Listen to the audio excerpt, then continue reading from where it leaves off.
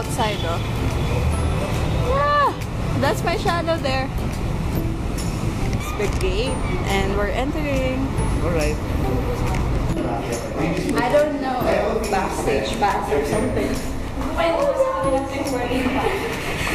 So I am with Ate Marge, Ate Trisha, and Sir Reggie. Kuya Reggie. Okay. So we're going to perform. Charot. Joke lang. Oh my god, we're here sa stage. Here's the preview ng stage, guys. Sobrang laki. Wow. So I did not expect that I would be able to stand there sa stage. Oh my gosh. In-expect nyo bang dito tayo?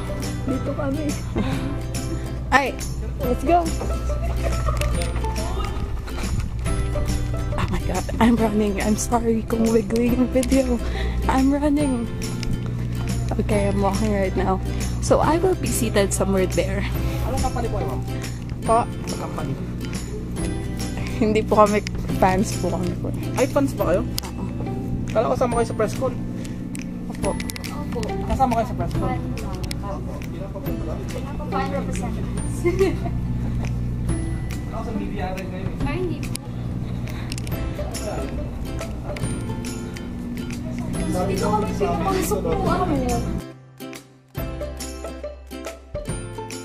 Okay, so nandito na kami. Umikot kami somewhere. Sometimes. But yeah, we're here.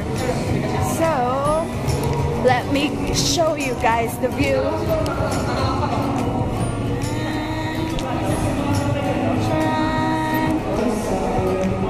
Yeah. There. Okay, so I think they're here. Oh, yeah, they're here. Oh my gosh, I can see them. They're there.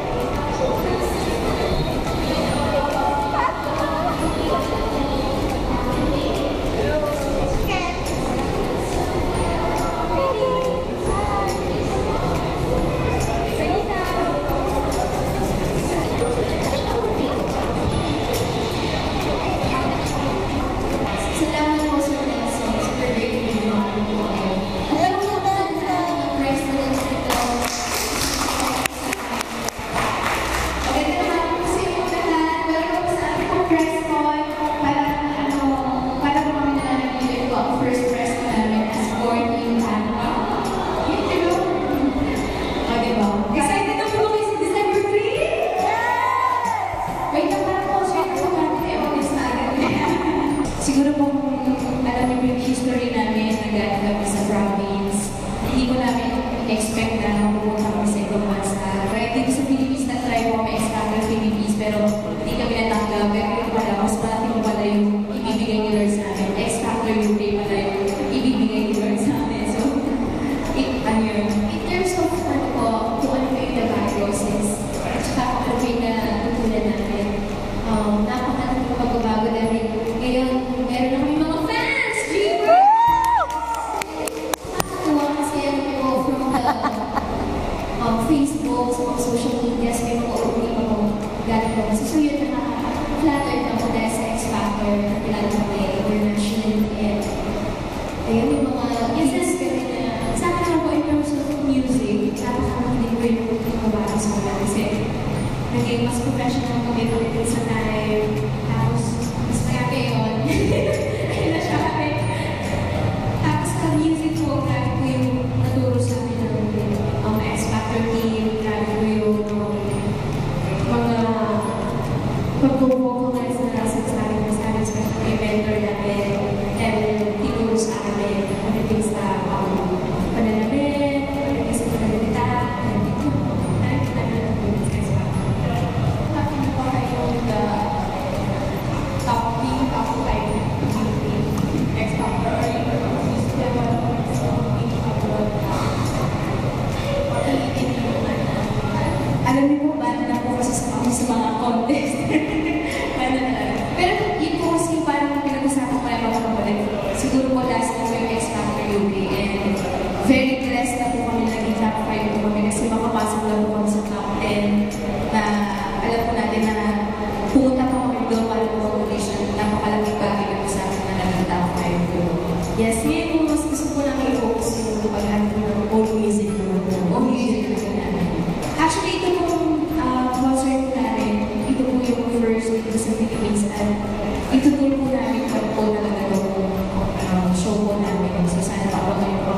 afternoon na to, meron po kami sa Dubai, December 15. Meron po kami Europe tour, and then US tour.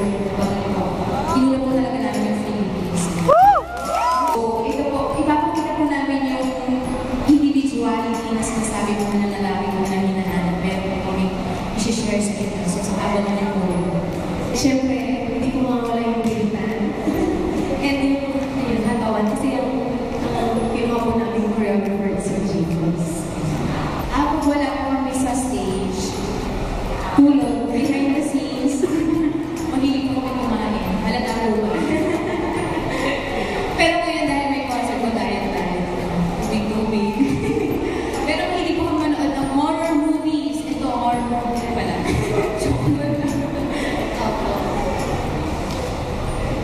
Hindi kita ma-joke maganda pa rin. And na-train po talaga kami dito sa Philippines dahil pre-perform kami, hindi kami pinapanood, hindi rin po kami pinapalampakan. Pero nag-i-enjoy lang po kami magpapagad. And nadala namin siya sa X Factor UK kasi sabi namin, andito na tayo, ito na yung pinaka-last chance namin. Enjoyin mo lang natin. Eh sabi mo ng mga directors, mga video camera, ang secret ng po kay Simon, pag napatayo mo yung mga tao, eh lagi po kami sa fiestahan, napapatayo po kami yung mga tao dito sa Philippines. So sabi namin, simple lang yun, mag-e-enjoy lang kami. Tapos yun ako, hindi ko namin nakalain na sa Mr. Simon Gawa. Mapapatayo namin ang lahat ng mga tao sa webcam. Alam mo si Alvin, meron daw kayong mga boyfriend. May boyfriend ako. Next question. Sabi nga po namin, hindi na more of X Factor yung pakita nila. Mas makikilala po nila kung sino talaga eh, as forte pa. Paano kami naging forte pa? Masasabi namin na setting point yung concert na ito dahil kaya po namin siya tinawag na invasion and naman number 10. It's our 10th year. Kaya makikita niyo po yung talagang struggles namin to success po. Talagang ito namin kayo. Yes, sa December 15 po pala birthday ni Boy. Brother, Holy Boy. Happy birthday! Ito po kakatayin namin. Ito po yung siguro magpapatunay na sa haba-haba po ng sayampay namin. Sumasarado po ang pinagdaanan namin. Naramdaman po namin na si Lord lagi po na dyan. Kasi hanggang ngayon, nagsusurvive pa rin po ang survive.